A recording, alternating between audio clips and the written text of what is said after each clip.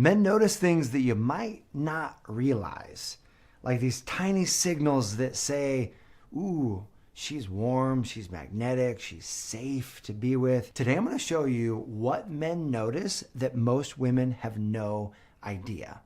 Because here's really the big idea. Yes, men notice looks, but even more than looks, men can feel energy. And there are cues that tell his nervous system to either move closer into this relationship or pull back and move away. And so today we're going to look at 4 things that men notice, what these signals are, so that you can become aware of them. And as you dial these up, it's going to help you create the connections that you're actually intending to create versus unintending to push him away. The first thing that men notice on an energy level is whether or not your heart is open.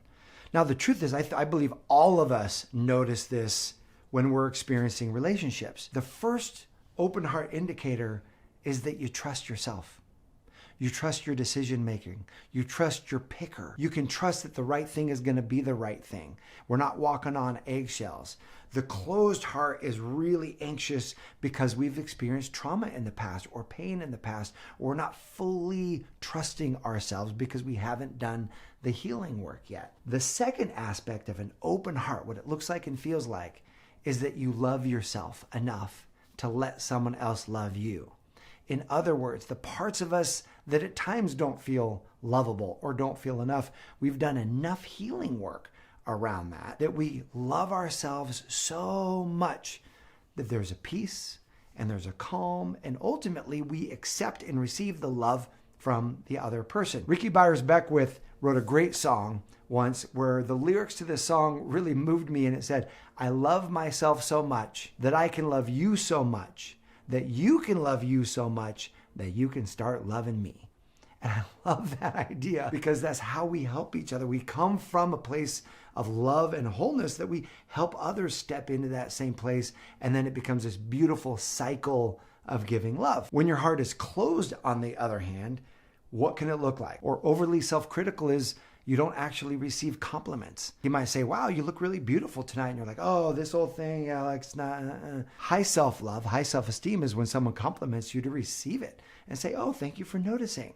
Love that. When you're overly self-critical of yourself, what he feels is that he needs to walk on eggshells because he's afraid of anything that he might say might prove your inner critic right. The second way a closed heart shows up is in resentment towards your ex, knowing that you still have anger, you still have hurt about that past relationship. And so it might show up as frequently jabs or comparisons like, my ex never did that, or at least you're not like him. Comparing to the past, an ex shows unhealed trauma or unhealed resentment. And so what that can feel like for him is that he's auditioning against a ghost, like something that's unattainable, or that there's this relationship triangle that he's now got to help you overcome this anger or this resentment against this past ex. None of us want that. We want someone who's done the work, they're clean energy, ready to move forward. The third indicator of a closed heart is if you notice yourself being overly protective. And this kind of shows up in overs and unders. The overly self-protective is sort of spewing like, oh, I've been hurt so many times and I don't trust men and so on and so forth, and really talking a lot about the pain and the hurt. That's the under. The over is, oh, I don't need anything. Like you're kind of calloused and compensating. You're like, oh, I've got it. I don't need any help. Like I'll do it. That kind of thing actually shows a closed heart, and it pushes the person you want to be with away. So what do you do if you see yourself in some of these examples? So you're like, yeah, my heart is kind of closed. The fastest path back to love is actually self-compassion and self-love. So even if you feel like you can't trust yourself in your decision making or you're afraid of getting hurt again, all of it gets healed and starts with self-love and self-compassion. And when you build that self-love, that self-compassion, where you're a soft place to fall in your own mind, in your own heart, then you can actually start to trust yourself more. You feel like you're enough in all circumstances. This was the biggest door opener, game changer in my life, was this practice of self-love. I had one of what would have been the most embarrassing moments of my life take place not too long ago. But because I have done this self-love work, it actually wasn't that bad. I had the privilege of speaking on a stage of almost 900 people in this room. And I'm opening the entire event. First one on the stage. And so I come out on stage and I've got like a whole 30-minute keynote that I'm doing on stage. And they call it a confidence monitor. My eyes kind of catch this red flashing and I look down and it says, Matt, your fly is down. My zipper was down.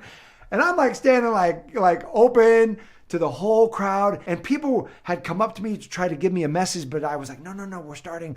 Here we go. And I was like, what do I do in this moment? And my mind went through like 4 scenarios in half a second. It was like, turn around and just try to quietly zip up the pants. But then like everyone's going to see that. And I was trained early on to just paint it red. Like if it was actually okay, we're human, we make mistakes. Paint it red and own the mistake. And so in front of 900 people, I said, so I'm getting a signal from the back that says, my fly is down. So excuse me one moment. I zipped up my pants and everyone laughed and they applauded. And that would have been earlier in my life, my early 20s, that would have been just horrifying. Why? Because the part of me that didn't love myself enough to allow myself to make mistakes or identified with performance. And if I'm not perfect, then I'm not enough. That part of me would have been devastated. Thank God I've had all these practices of it's okay to love yourself. It's okay to make mistakes. And here's the crazy thing. I actually created a stronger bond with the audience because I was able to be human, because I was able to show them it's okay to make mistakes. I had so many people come back to me at the back of the room that day saying, I loved how you handled that. She was like, when you did that, like the whole audience just relaxed and we're like, oh, this is going to be a fun event. Give yourself that self-love and that will help you come from an open heart place. The second thing that men notice that most women are unaware of is we notice mindset. And 2 specific mindsets called either assume the best or assume the worst. And this one's sneaky because it's happening in the mind. It's happening in your head, but men, we're going to feel it in our gut. I call it best first or worst first. And what it means is best first means you're assuming the best. And then you're going to ask questions and find out if your assumption is correct. Worst first means you assume the worst case scenario. You assume this person doesn't like you. You assume that he's pulling away. You assume the worst case scenario, and then you actually act as if that's true before even finding out if that's a fact. One of these mindsets brings him closer. The other one pushes him away. Because here's the way our human mind works. When something's ambiguous, the human brain wants to close the loop. It wants to make meaning, so it will make up a story. And that story is going to drive our behavior. So if the story that we're making up based on some ambiguous behavior is, oh, I'm being rejected right now, then your text, your tone, your facial expression, your follow-up, all of that's going to come across a certain way. And often, if we feel like we're being rejected, then we come across a way in which actually kind of rejects him. And so therefore he rejects us back. And then it's a self-fulfilling prophecy. On the other hand, if the story is, oh, there's probably some reasonable explanation for this, and you stay open, you bring it up, you go direct with it and have a good conversation about it, he feels trusted and he can lean in. What I am not saying is to whitewash bad behavior. I'm not saying that at all. You want to bring up anything that might be a yellow flag, but bring it up in a way where you assume the best, and then you discover the reality. Just so happens to be another speaking engagement. So I'm delivering this Cracking the Man Code seminar, and there's this woman sitting in the front, and the entire seminar, she's like this. Like she's giving me the stink eye. And like, I think she hates this entire content. I'm like, oh, she's completely out. So I was trying to focus my energy on the good responses I was having in the audience. And then at the end of the seminar, I had people lined up to talk to me. Well, she was in the line and I was like, uh-oh. So I was assuming the worst in this moment. When she got to me, she goes, oh my gosh, Matt, I love that content so much. She was like, I'm a doctor. All the science resonated with me so much. Thank you for putting this together. And I said, well, you were sitting right in the front row, right? And she was like, oh yeah, I was right in the front row. And I said, so I was watching your face and face kind of looked like this. And it did not look like you were enjoying this content. And she was like, oh my gosh. She goes, that's so funny because in total transparency and vulnerability, I'm having the worst cramps today and they hurt so bad, but I didn't want to leave the room because I wanted to hear the content. So I just kind of put up with the pain. And I went, oh my gosh, here I was making a whole story in my mind about her facial expression when it had nothing to do with me. It simply had to do with her and the pain that she was in. And I would argue that this happens way more often than we like to think. We will make up a story in our minds that somebody else is thinking something about us when really they're not. And most people are in their own heads. Most people are more worried about themselves than they are about us. So our job is to push the pause button on thinking the worst first and get into the habit of thinking the best first. And I put on that practice when I'm speaking. If someone's giving me stink eye in the audience, I'm thinking, well, maybe their body just doesn't feel good, but they're loving this content. And then guess what happens to my delivery? My delivery gets better instead of shrinks down because of the mindset that I'm holding. So I'm going to give you some very specific dating examples with worst first versus best first. So let me give you some very specific examples of believing worst first versus best first, and how it might get expressed into actions. Let's say there's a text delay. Worst first is thinking, oh, he's rejecting me, he doesn't like me, he's ignoring me. And so you text back, thanks for ignoring me. Best first is assuming that he's busy, he's at work. And so you text, busy day, ? Are we still on for 7? Just assuming the best, asking a question. Let's say he's quiet at dinner. He shows up and he's quiet. Worst first is thinking, he doesn't like me, he's pulling out of this relationship, or he's bored with me. And so you literally ask the question, are you bored with me right now? And that assumption. Best first is thinking maybe he's had a really stressful day and there's a lot on his mind. Maybe it's about him. So instead of saying, are you bored with me? You could simply say, do you have a stressful day today? You kind of feel like you're stressed right now. Is this something that you want to talk about? Or would you prefer just to keep it light? Beautiful. I love that. Do you see how best first takes the interaction where you would love it to go? It gives it a chance. Because remember, at the end of the day, the story we make up in our head has to be expressed in our behavior, and then that creates a response, and then boom, we've got our proof. So if it's worst first, then you're going to lead with accusation. That will create distance, like he doesn't care, and then that is a self-fulfilling prophecy. And let me just say why best first is so compelling. Because best first signals trust. And trust is rocket fuel for the healthy masculine. The third energy that men notice, and really we all notice, are self-esteem cues. You notice this in the guys that you're dating. What does high self-esteem look like? And when it's authentic, it's not ego, it's not conceited, it's really grounded, anchored self-esteem. It looks like receiving compliments, but from really an authentic, humble place. You accept those compliments. You can communicate your standards with warmth and with communication. And you don't feel the need to test the other person whether or not you're wanted or you're enough. On the other hand, low self-esteem looks like jealousy coming up, where you're poking fun at the other person saying, hey, I guess somebody else is more interesting, like another beautiful person walks by, or you're fishing for compliments, like, oh, I look so terrible today, this kind of thing. A great example of this is when I was in college, my self-esteem wasn't really where it needed to be. And I went on this date with this girl that was beautiful. She was fun. I really liked her. And I'll never forget, I was fishing for compliments and trying to bait her into give me some compliments because my self-esteem wasn't as high. And what I was doing was we were driving in the car and I was talking about how amazing my roommate was and how I kind of wanted to be like him and how he was smart and funny and charismatic and all of these things, trying to get her to say, well, you're those things too. But ultimately what she said is, maybe I should go out with your roommate. I mean, ultimately what I was doing was coming from a place of low self-esteem, and it was not attractive. This is not about false self-esteem, like kind of puffing ourselves up. It's about actually coming from a place of secure self-esteem where you love yourself enough to accept the things that go well and accept the areas of growth that we still have. And so here's what it looks like in real time. Instead of testing the other person, saying, hey, I guess that other person is really attractive, you actually say, hey, I'm craving a little reassurance right now. Can I get a hug? and just asking for what you want. Or instead of guilting the other person saying, I guess I know where I rank in your level of priorities, you text them what you want and you say, daily check-ins really help me feel close.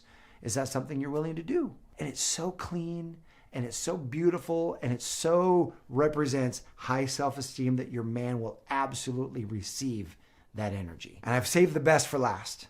Number 4 is men notice when you are a soft place to fall. In other words, here's something that most men won't say out loud. And that is, because we have such a deep desire to deliver happiness, because we care about whether or not we measure up to what you want, when we miss the mark, when we botch a detail, when we pick the wrong restaurant, we feel it deeply. When we screw up, it impacts us in a deep way. And in that moment when we're feeling it, we know that you could rake us across the coals with your words if you want. So instead, when you meet us with softness first, it is an unforgettable experience. It tells our nervous system that we're still accepted, we're still loved, which actually makes us more eager to step up and make things right. And so what's really important is being compassionate or a soft place to fall doesn't mean that you're silent or that you abandon your feelings or your standards.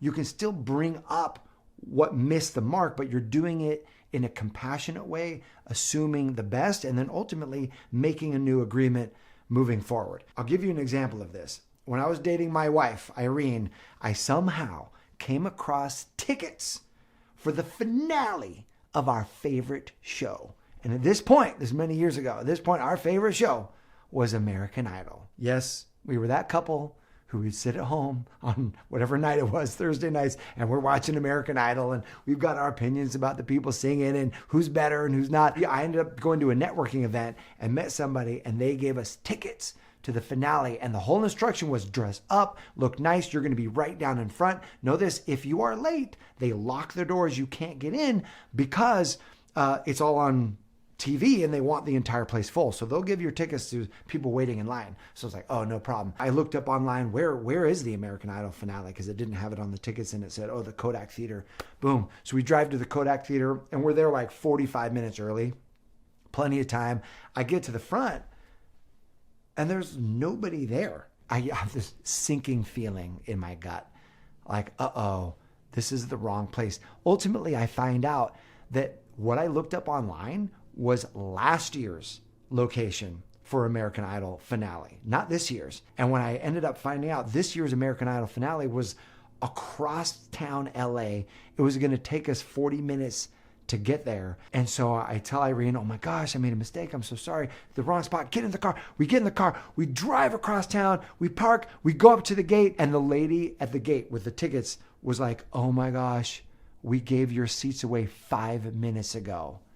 We were 5 minutes late. I felt so bad. I turned to Irene and she's got like tears streaming down her face. And she looks amazing. She's in this gown and she looks so good. And like I'm in a suit. I just feel like I'm 2 inches tall. I feel so bad. It was completely my mistake. I was responsible for looking up where it was, driving us out there, all of this. And she could have easily just berated me, easily told me how I ruined the day, ruined the night, this experience, how pissed she was. And I'll never forget what she did. She had tears. She wiped the tears. And she said, I am so sad and I'm so disappointed that we're going to miss this. At this point, there's nothing we can do about it. And we're all human and you made a mistake. And so what are we going to do, Matt? She was like, we could either go home and feel sad about it, or she was like, you're dressed up in a suit. She was like, I'm looking good and I did not get this dressed up to just go back home. So let's go make some fun tonight. Let's go out to dinner. Let's go shopping. Let's go do whatever here in LA. That's going to be super fun. And I was so grateful for that response. Like my whole nervous system was on edge, getting ready to like take the berating. And when she said that, I was like, wow, that is not what I was used to in a relationship. And that energy created a whole dynamic for us. And the ability to be vulnerable with one another, and our ability to lean in and open up, because I knew that she was going to protect my heart when things went well and when things didn't go well. And it invited me to hold that same energy for her. And it was beautiful. So what are the energies that men notice? To recap, they notice when you have an open heart. They notice when you have an empowered mindset, when you're thinking the best first versus the worst first. They notice when you have self-esteem, that natural anchored self-esteem. And they notice when you are a soft place to fall. All of these things create this energy that is magnetic, that draws him in, that sets you apart from everybody else and helps him know, yes, this is the relationship that I've been looking for my whole life. So my question for you is, what are the energies that you feel from a man that really draw you in? The kind of stuff that he may not know that you notice. Go ahead and post those in the comment section below. And know this, I appreciate you, and I'm holding the vision of you in the relationship that you would love. Thanks so much for watching, and I'll see you soon.